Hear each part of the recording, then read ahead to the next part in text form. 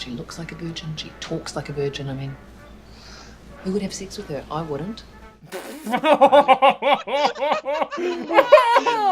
God. Hey everybody, it is I, MisterSkids, bringing you another speed review. I just watched What We Do in the Shadows and absolutely loved it. It's a mockumentary with classic-style vampires trying to live in a modern-day setting. A mockumentary is a documentary-style film, but with fictional events instead of real ones. It has 4 flavors of vampire, all ranging from different time periods and personalities. It's like the Ben & Jerry's of vampire movies. We got a Gary Oldman Dracula, a Lugosi's Dracula, the Anne Rice's Louis de Pont, and a Nosferatu. They're all quite hilarious, and much like Rick and Morty, most of the humor was improvised. But unlike Rick and Morty, I could never tell it was improv. The 2 main writers/actors didn't even tell the other stars their 150-page script, wanting to keep things as spontaneous as they possibly could. A lot of the jokes take chances by not holding back, but at the same time, these guys keep these jokes tasteful, never really going too far.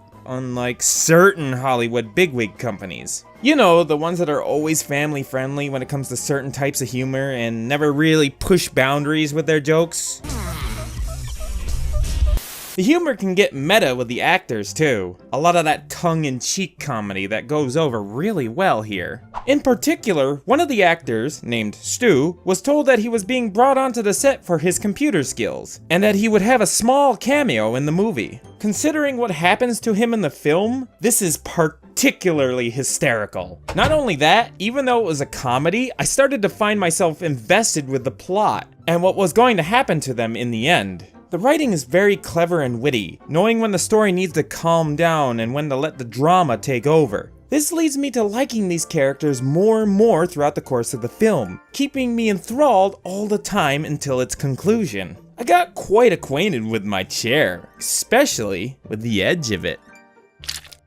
The effects themselves are pretty great. I can tell not a lot of CGI, if any, was used in this movie. A very early scene in the film showed a number of intricately crafted video effects and modified photos, and you can tell they spent a lot of time on it. A few of the scenes also really shine from the visual gags added too, but it does fall short at certain points, showing that perhaps funds started running a bit low by the end of the film. This movie did really well back in 2015, making $2 million in New Zealand and $3.4 million in the US at the box office. It did so well, in fact, that they are currently making a spin-off film of the werewolf side characters called Werewolves.